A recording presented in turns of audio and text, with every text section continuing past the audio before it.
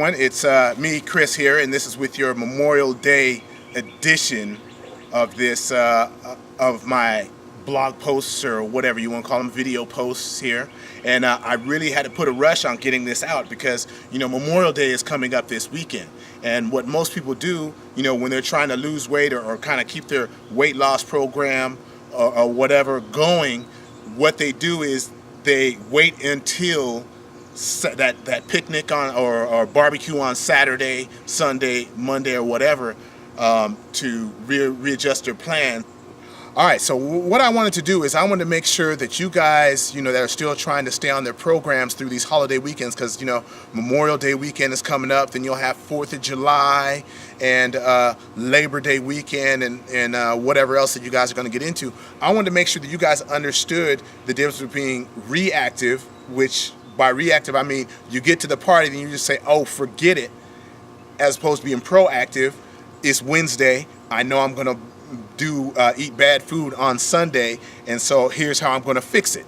And one of those ways that you could fix it is by looking at, let's say if I have 2,500 calories a day, and let's say I'm doing 250, and these numbers aren't going to add up because I'm not trying to make them add up, but if you have 250 grams of carbs and 250 grams of protein, but let's look at the carbs in particular for most people, you can multiply that times 7, and that's what you would have over the course of a week. So that's 5,000 by 3, that's 15, so maybe 1,750 calories per week. Okay, so what you can do is, one of the things you could do is you could reduce the calories. So like it's Wednesday, I could reduce my calories on Wednesday, Thursday, or Wednesday, Thursday, Friday, Saturday, and if I'm going to have my little be at the barbecue on Sunday eating bad food, then I know I've given myself a lot of room.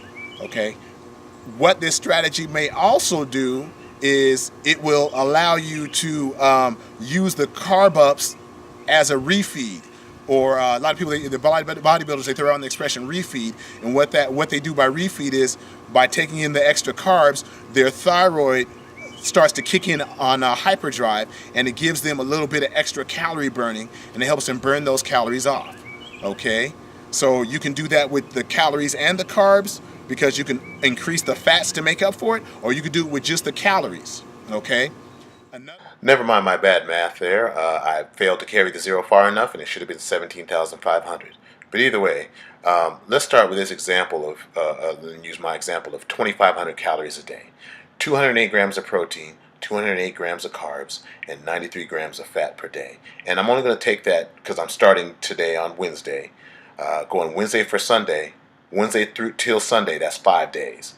So with 5 days of 2,500 calories a day, that's 12,500 calories per day, which the total for those days will be 1,040 grams of protein, 1,040 grams of carbs, and 465 grams of fat per day.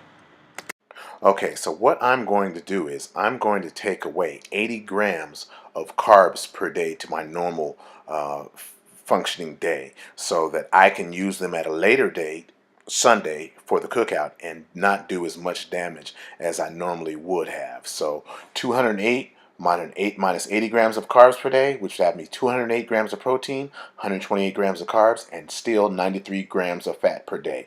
Okay, so if you take away 80 grams of carbs for those 4 days, that will leave me with an extra 320 grams of carbs that I can play with on day 5. Now, of course, I'm not going to expect you to count your carbs while you're at a cookout, but the whole point of it is you've given yourself 1,000 calories of wiggle room at that cookout, so that won't hurt you like it would if you didn't prepare at all, or if you weren't being proactive. Okay, and you see here on day 5, my proteins and my fats are the same, and I added the 320 carbs to my normal 208 grams of carbs per day, and now I have 528 grams that I can play with and still be at my normal average calorie intake for every day in the week, because I was being proactive, and I made sure that I cut my calories beforehand so that my calorie totals for the week end up being the same. Got it?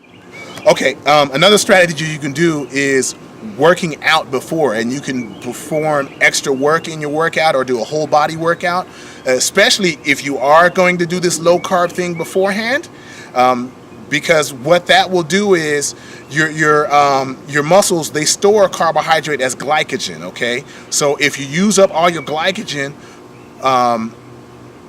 to fuel your workout before you go to that cookout or whatever, now they're empty. So when you take in those extra carbs, what's going to happen is your body's going to prefer to store some of that carbohydrate as glycogen first. Okay, you're going to, if you were low carbing, you're going to gain a little bit of water weight, but as soon as you jump back on your normal programming, it's going to drop. Just trust me on that, because people take advantage of that all the time. Okay, so yes, you can hit that workout beforehand, even hit the cardio to deplete more of your muscle stores of glycogen, okay, or carbohydrate, to keep it simple. And so when you take in those foods, okay, you get the effect of the refeed, but you also store some of that, more of that carbohydrate as glycogen, instead of your body not being able to use it and store it as fat. All right, so this is another thing, because not everybody tracks their macros and their calories like some of us do. So in that same restaurant video, I talked about using your hands as portion sizes. So, for the protein for men, it would be just the palm now. It's not with the fingers included, but it's just 2 palms for the protein, okay? 2 fists for the veggies, a thumb or 2 thumbs for the fats, but also a cupped hand for the starchy carbs, okay? So if you're trying to employ this strategy leading up into the weekend, what you can do is you can say, with these cupped hand of carbs, I will take away one of the cupped hand of carbs for a few days leading up until that barbecue or whatever. And it's with some people, if they're not trying to lose weight as much, they can take away one of the cupped hands for men and do an extra thumb of fat. Okay. For women, it's all 1 palm for the protein, 1 clenched fist for the veggies, and then you could take away or even cut in half that cupped hand serving for the starchy carbohydrates. Okay, and then again, you can add an extra thumb if you want to, because it would normally be 1 thumb for the fats. But if you're doing things this way, you just do it for a few days. You don't want to make it a normal thing, because you don't want your body to adjust to the lower calories for sure. You just want to make sure that you can, just for the few days, give yourself a little extra room, so when you take in those calories on that weekend cookout, you've given yourself the space, and then you make your metabolism run a little bit faster, so that you can also get what they call an increased metabolism, and that will also keep you from adapting to the calories, but it will also help you burn more calories and help your fat loss. Okay, so like I said, just keep in mind, you only want to do this for a few days. You don't want to take away those extra calories forever, because whatever you do, your body's going to adapt to it. And you want to get as much adaptation as you can with the 2 fists or your original amounts, before you have to force your body to make those changes, because eventually you're going to run out of changes, because your calories can only go so low, and you'll have to adjust by doing more exercise. And if you adjust by doing more exercise, you got to have the time available to complete that exercise. So keep that in mind.